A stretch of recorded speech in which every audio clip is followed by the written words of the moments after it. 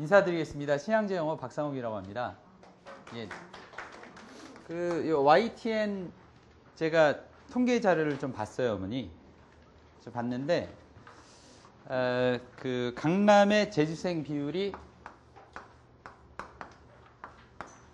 이렇게 나왔다고 합니다. 예, 재수생이. 이게 이제 그러니까 바로 1년 전이죠, 이제 그러니까. 예. 그러니까 대략 보면은 뭐 한 75%가 재수한다, 뭐 그런 얘기가 되겠죠. 예. 제가 좀 요 말씀 드리고, 제가 왜 말씀드리냐면은 설명회 때 가끔 말씀드리는데, 요 3+1이라는 공식을 만들었어요. 이게 몇인지 아시죠, 어머니? 이게 이제 4가 아니고요. 이게 합격이에요. 예. 요 1이, 요게 어머니, 저희가 원하지 않는 재수입니다. 이게 사교육이 된다는 얘기죠. 예. 요게 이제 공교육이 된다는 얘기니까 이제. 예, 요게 이제 공식을 그분이 이제 터득하셨어요. 그래서 이 대한민국에서 원하는 대학, 원하는 학과를 가려면 적어도 이제 4년 정도가 필요하다, 이렇게 이제 말씀을 하시는 거죠. 예. 제가 왜 이 말씀으로 시작하냐면, 어머니들도 이제 이렇게 설명회 많이 다녀보시고, 많은 이렇게 정보도 한번 구하시고 하는데, 결과적으로 봤을 때 서울시에서 가장 재수생 비율이 높은 곳이 또 이 동네입니다. 이게 이제 강남을 얘기하는 거거든요. 예. 제가 조사한 거 보니까 양천구가 54%예요. 예. 보니까 서초구가 68%입니다. 이 서초가. 예. 그러니까 이 중에 앉아 계신 분들 좀 외람되지만 앉아 계신 분들의, 여기가 이제 강남이니까 여기서 70%는 재수를 할 수도 있다라는 얘기가 되겠죠. 제가 왜 이런 말씀을 드리냐면, 제가 일단은 좀 문제의식을 갖고 거기에 대한 처방을 말씀드리는 게 순서일 것 같아서 제가 먼저 이렇게 말씀드리는 거고, 보통 이제 또 제가 서울대 학생 비율을 보니까 어머니들도 많이 들으셨겠지만 이 재수생 비율이 정시 일반 모집에서 굉장히 큽니다. 재수생 비율이. 그리고 또 남학생보다는 여학생 비율이 점점 높아지는 추세고요. 예. 그래서 뭐 41%까지 나왔다, 이렇게 얘기를 들었어요. 바로 작년 기준으로.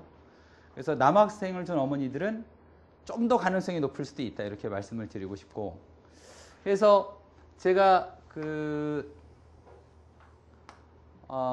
요거에 대한 좀 해결책을 좀 말씀드리면, 사실은 이 과목마다 좀 특성이 있지만 제가 봤을 때는 일반적으로 봤을 때 뭐 파레트 법칙이라고도 하는데, 여기가 뭐 한 4% 정도가 1등급이라고 본다면 통상적으로 여기에 들어가야 되는데, 제가 어머니들한테 거꾸로 제가 여쭤보고 싶은 것은, 이 많은 학생들을 대상으로 했을 때 이 학생이 여기에 들어가려고 할 때 뭐가 필요하겠냐, 이거죠. 여기 집어넣어야 되잖아요. 예, 뭐가 필요해? 이걸 이제 여쭤보고 싶은 거예요. 자, 현재 상황은 이렇고요. 이렇고 여러분들의 자녀분을 여기다 넣어야 되잖아요. 저는 개인적으로 제가 학생들에게 그런 얘기를 하는데, 사랑도 말이죠, 어머니. 이게 돈 주고 살 수 없잖아요. 저는 개인적으로 보거든요. 제가 이 휴대폰을 돈 주고 사면 제게 되는데, 사람은 이렇게 물건이 아니니까 안 되잖아요. 제가 특정한 스킬을 얘기해서 학생들에게 문제를 맞추게 할 수는 있지만 그게 본인의 실력은 안 되잖아요. 제가 볼 때는 이거를 이렇게 바꾸고자 할 때 필요한 거는, 제가 볼 때는 학생의 자세가 바뀌어야 된다, 이런 생각이 들어요. 이 자세가 바뀌어야 된다는 생각이 들고, 이 자세를 누가 바꿔야 되느냐? 어머님들도 바꾸셔야 되고 학교 선생님들도 바꾸셔야 되지만, 고3이 되면 학원 선생님의 몫도 굉장히 크다, 이런 말씀을 좀 드리고 싶습니다. 개인적으로 이 자세를. 제가 볼 때는 문제는 그 학생들은 크게 걱정이 없을 수도 있지만, 이 학생들을 대상으로 이렇게 넣고자 하는 게 사실 설명하는 제 의도고, 이거를 넣으려고 하는데 매년 보면은 이 학생들이 움직이는 흐름이 있고 방향이 있어요. 제발 그쪽으로 가지 마시라고 제가 말씀을 드리고 싶어요. 이 학생들이 흐름으로 가는 게 있다고요. 제가 볼게요. 고1 예비에서부터 고등학생들은 다른 길로 가요. 자서고도 가고 일반고도 가고 특목고도 가고 영어 공부 뭐 해외 경험이 있을 수도 있고 다 달라요. 다 다르죠? 이거는 중학교 때랑 비교가 안 되게 학생들이 굉장히 다양해졌어요. 되게 다양해졌는데 이 학생들을 처방을 내리는 방법은 되게 단순해요. 특정한 수업만 많이 들어요. 이 다수가 듣는. 다시 말해서 저런 길로 갈 수밖에 없는 상황. 제가 꼭 드리고 싶은 말씀은 요 학생들 중에 요 자세를 바꿀 수 있는 학생들을 위한 수업을 만드는 게 최고 목표가 돼야 되지 않나 이런 생각이 제가 먼저 좀 듭니다. 그래서 이게 조금 좀 딱딱해지는데요. 그래서 제가 볼 때는 학생들이 이렇게 쭉 보면 제가 뭐 솔직히 좀 말씀드리면은요. 고 1, 2, 3학년 혹시 여기 일반고 어머님들도 계시겠지만 저는 특목고와 자사고와 일반고의 교실 분위기를 말씀드리면은요. 좀 더 많이 자는 학생이 많은 그 학교가 일반고고요. 좀 덜 자는 곳이 자사고고요. 자는 학생 좀 찾기 힘든 곳이 특목고입니다. 일반고는 고 1, 2, 3을 봤을 때 3학년 학생들이 생각보다 공부를 되게 안 해요. 그리고 이 학생들이 또 공부를 언제 안 하냐? 9월 정도가 되면 공부를 더 안 해요. 수시 때문에. 그러니까 제 후배가 여기 근처에서 재종반 수업을 하고 있는데요. 재종반 수업을 하고 있는데 저한테 얘기를 해요. 내년에 재종반이 대박 나겠대요. 예. 엄청나게 많은 재수생들이 이번 물수능 때문에 물수능뿐만이 아니라 오늘 아침에 또 신문 보도가 나왔습니다. 어머니. 영어 25번이 출제 오류로 그 문제를 맞게 해준다고 또 얘기가 나왔습니다. 또 순간 또 한 번 또 출렁하겠죠. 저는 요 자세를 바꾸고 선생님의 열정이 있으면 여기 다 들어갈 수 있다고 이제 생각하는 케이스고 왜 그러냐면 전반적인 흐름이 어머니 결과적으로 그러니까 저희 때하고 어머니 때 생각하는 것보다 대학교가 정원을 줄였기 때문에 사실은 생각보다 대학 가기 굉장히 어렵거든요. 제가 아는 분도 그분은 이제 바짓바람이에요. 그분은 아버지가 설명회를 왔다 갔다 하셨어요. 근데 9월에 문과 학생이었는데 담임선생님하고 상담을 했더니 수시를 경희대까지 못 쓴대요. 경희대 이상은 힘들대요. 그래가지고 이 아버님이 서강대 나오신 분인데 경희대는 생각도 못한 학교인데 어떻게 되냐고. 근데 결국 썼거든요. 떨어졌어요. 아이가. 이 아버지께서 멘붕에 빠졌어요. 제가 무슨 말씀 드리려고 그러냐면 실질적으로 학생들이 공부를 할 때 이 다양한 학생들이 1년간 이렇게 쭉 겪어보면 제 학생들이 생각보다 많이 공부를 안 한다. 거꾸로 얘기하면 좀 더 자기 입맛에 맞는 수업만 들으려고 한다.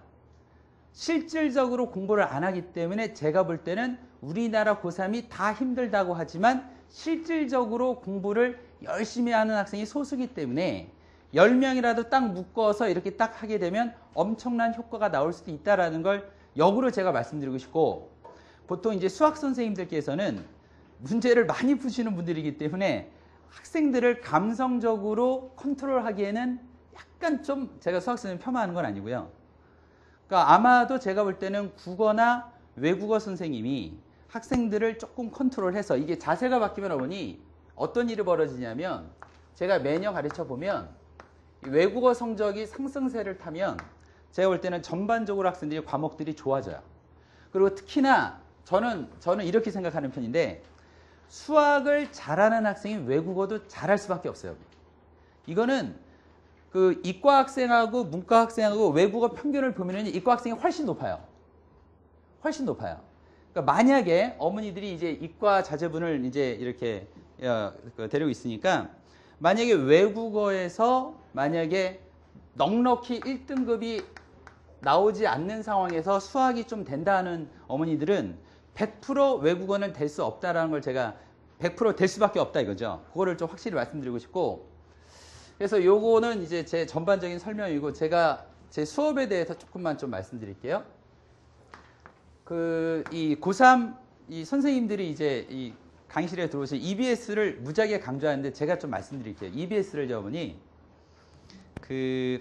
과목별로 다 이 바닥부터 쌓잖아요, 어머니. 천장을 뚫어요. 천장을 뚫어요, 어머니. 천장을 뚫는다니까요. 영어만 해도 기본이 6건 플러스 알파예요. 알파라는 건 뭐냐면 수능 특강이 있고 인터넷 수능이 1, 2권이 있고 수완이 있고 이렇게 N제가 있어요. 나중에 보면은요. 이 외에도 파이널도 있고 여러 권이 있어요. 그러니까 제가 볼 때는 이거를 완벽하게 다 본다. 내신하는 것처럼. 그래도 영어 더 못 맞을 수 있어요. 왜냐하면 이거 다 봤자 문제는 여기서 70%뿐이 안 나오거든요. 그러니까 궁극적으로 EBS 책을 완벽히 해서 내 걸로 만드는 과정은 뭐냐면 제가 볼 때는 이거를 다 푸는 것도 중요하지만 12월, 1월, 2월에서 EBS를 능가하는 실력을 만드는 게 훨씬 더 중요하다. 저는 이렇게 봐요. 그래서 제 교재 특징은 요 EBS하고 두 번째는 뭐냐면 EBS보다 난이도 높은 교재를 요 EBS하고요. 요거를 양날의 검처럼 같이 써요, 어머니 이렇게. 근데 제가 이렇게 말씀드리면 근데 이게 되게 중요한 건데 사실은 왜냐하면 요 EBS가 EBS보다 난이도 높은 거라고 어머니 말씀드렸잖아요. 근데 실질적으로 어머니 한번 제가 또 말씀드리면 제가 이렇게 요 전체가 있잖아요. 요 전체 학생들이 이제 듣는 수업이 있을 거 아니에요. 전반적으로 이제 중간 때니까. 이 학생들이 듣는 수업은 어머니 제가 딱 찍어서 말씀드릴게요. 딱 찍어서 말씀드리니까 한번 보세요.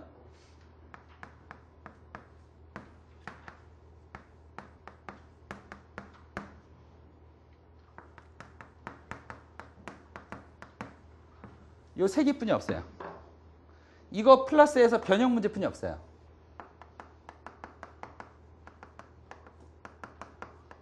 이 변형 문제뿐이 없습니다. 사실은.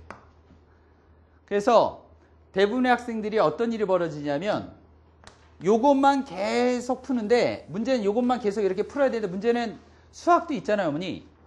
개념을 익히면은 난이도 있는 문제를 풀어줘야 되잖아요. 그래서 문제는 요 EBS나 모의고사나 수능 기출 문제도 중요하지만 이거를 뛰어넘는 또 다른 소스도 필요하잖아요. 그래서 작년에 이런 일이 있었어요. 올해는 수능이 굉장히 어머니 쉬워졌잖아요. 어머니 들으셨죠, 어머니? 근데 저가 좀 예언을 하면은요. 작년에 2014학년도 작년에 이 고3 학생들은요. 작년에 고3 학생들은 수능이 딱 끝났잖아요. 고3 예비 학생들이 영어 문제를 한번 풀어봤어요. 영어 문제를 풀어봤는데 대부분 학생들이 90 미만으로 나왔어요. 굉장히 어렵게 나왔다는 얘기죠. 근데 최상위권 어머니 크게 변화가 없었어요. 이 친구들이 다 어려워했어요. 이 친구들이 다 어려워했어요. 이 친구들이 왜 어려워했냐? 이것만 푸니까. 근데 이제 올해는 굉장히 쉬워져서 이제 물수능이라고 한 게 이제 특히 외국어 영역에 혁혁한 공을 세웠잖아요.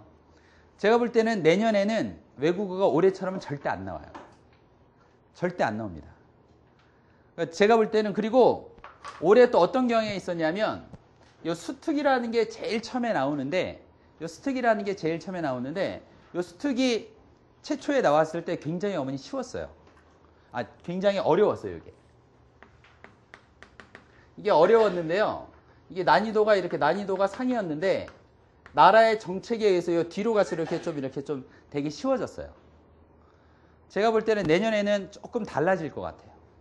그래서 요 문제만 푸는 것이 아니라 요 문제 플러스해서 요 알파를 해서 좀 난이도 있는 문제 푸는 게 훨씬 더 좀 중요한 게 아닌가 해서 두 가지를 좀 말씀드리면 요 EBS 교재와 그다음 EBS를 뛰어넘는 교재로 12월 달, 1월 달, 2월 달까지 지속이 돼서 학생들 좀 전반적으로 컨트롤할 수 있게끔 이렇게 하도록 하겠습니다. 예, 마지막이라 어머니도 좀 힘드신 것 같고요. 예, 어쨌든 이 정도 하고 마치도록 하겠습니다.